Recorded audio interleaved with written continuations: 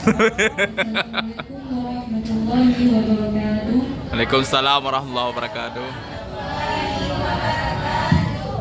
Alhamdulillahirabbil alamin wa bihi nasta'inu ala umuri wassalatu wassalamu ala asyrofil anbiya'i wal mursalin wa ala alihi wa sahbihi ajma'in. Penghormatan saya kepada Kepala Sekolah SMA Negeri 1 Mutiara dan penghormatan saya kepada Dewan Juri dan juga penghormatan saya kepada teman-teman yang mengikuti resensi buku.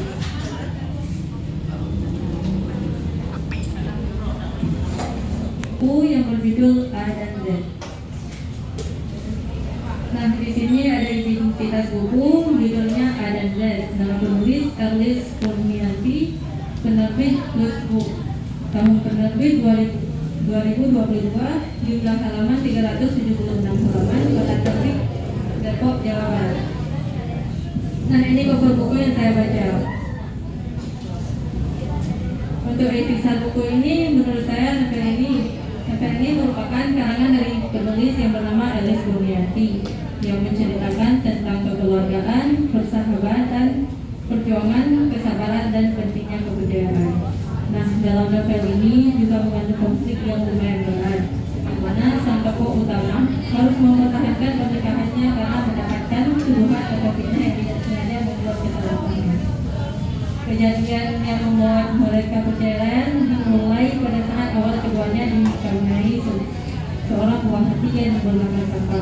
Nah, sebelumnya kita perkenalkan tokoh dulu, yang dimana Zara ini adalah seorang gadis yang berasal dari keluarga agamis. Tapi adalah ini dia gadis yang sangat barbar dan dia sangat tidak patuh terhadap kedua orang tuanya. Sedangkan Farah adalah perempuan yang salihah, yang mengerti akan dan yang mengikuti akan perintah kedua orang tuanya.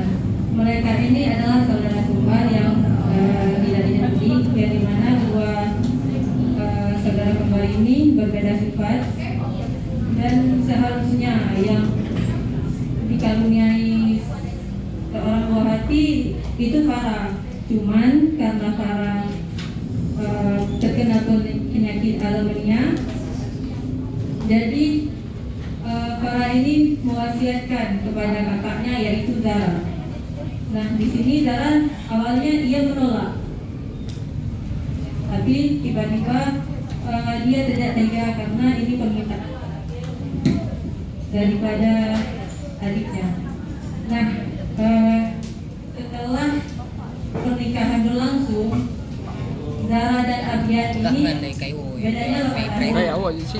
Nah, ketika pernikahan berlangsung dan dikaruniai seorang buah hati yang bernama Saka, belum lama Saka lahir ke dunia, sang ayah ditimpa dengan fitnah yang hampir membatalkan pernikahan ayah dan ibu Saka. Abian, nama dari ayah, Saka tanpa sengaja terpengaruhi oleh obat bius yang disuntikan oleh ustazah yang bernama Syafa. Karena posisinya yang terlalu tinggi dan cintanya tak terbalas, membuat istri Abian yang bernama Zara salah paham.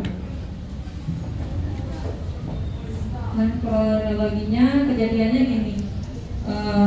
Permasalahannya itu ada beberapa permasalahan. Cuman menurut saya ini permasalahan yang begitu berat sampai mereka sulit untuk mempertimbangkan dalam pernikahan mereka. Nah, ketika Zara dan Abian selesai berpindah tempat tinggal ke rumah mertuanya Abian, mereka kembali lagi ke pondok. Namun tanpa disengaja, Ustazah Syafa mencoba untuk menjebak Ustaz Abian dengan pengaruh obat bius. Zainab yang tanpa sengaja melihat Abian dan Ustazah Syafa dalam satu kamar langsung mengadu ke Ustazah Zara, yang membuat Abian terkena fitnah karena telah melakukan perbuatan dosa dengan Ustazah Syafa. Setelah mengadu kepada Zara, yaitu istrinya Abian, dan Zara pun melihat langsung. Zara langsung bertanya kepada Syafa mengenai kebenaran tersebut, namun lagi-lagi Syafa berkata kebohongan karena ingin mendapatkan Ustaz Abian. sehingga pada akhirnya Ustaz Ardian dan Ustaz Syafa diberi hukuman rajam, namun sepupu daripada Ardian mengumpulkan bukti bahwasanya Ustaz Ardian tak bersalah dan mengakhiri kesalahan paham ini. Nah, poin yang keempat, setelah mengetahui yang sebenarnya bahwa Ustaz Syafa lah yang bersalah, akhirnya ia diasingkan dan akhirnya Ardian dan Dara bersatu kembali. Namun ada satu hal yang membuat mereka sadar bahwa dalam hubungan harus ada kepercayaan dan tidak mengambil keputusan tanpa tahu kebenaran. Untuk kelebihannya, dalam novel ini mengandung nilai-nilai yang religius, kekeluargaan, persahabatan, kepercayaan, dan nilai yang sangat bermanfaat dalam kehidupan sehari-hari. Dan poin yang kedua, kita dapat mengambil keputusan dengan penuh pertimbangan atas masalah yang menimpa kepada kita. Dan poin yang ketiga, konflik yang terdapat dalam cerita membuat kita sebagai pembaca semakin semangat untuk mengikuti alur dalam cerita novel tersebut. Dan untuk kekurangan terdapat 3 poin. Yang pertama, latar tempat yang digunakan selalu itu saja. Maksudnya itu saja. Dalam novel ini menjelaskan tempatnya itu selalu di sekolah Dara dan di pondoknya Ardian. Dan yang kedua, untuk kata-katanya ada yang kurang sopan. Misal ke orang tua, seharusnya jangan pakai nama, tapi pakai panggilan yang sopan. Yang ketiga, penggunaan kalimat yang terlalu bertele-tele dan kurang jelas dari maksud si pengarang atau si penulis. Untuk kesimpulan, ketika kita ingin menggapai sesuatu, maka terlebih dahulu kita menyadari akan pentingnya kepercayaan dan tidak langsung mengambil keputusan. Contohnya seperti Dara yang hampir cerai dengan suaminya disebabkan fitnah. Cuman karena terlebih dahulu menyadari, maka keputusan itu diambil dengan penuh pertimbangan sehingga pentingnya ilmu agama dalam menghadapi setiap permasalahan. Saran daripada saya, buku ini sangat cocok dibaca oleh kalangan remaja. Hanya saja di dalam buku ini terdapat sedikit kata-kata yang kurang sesuai dengan tokoh. Terima kasih atas segala perhatian. Mohon maaf apabila ada kekurangan.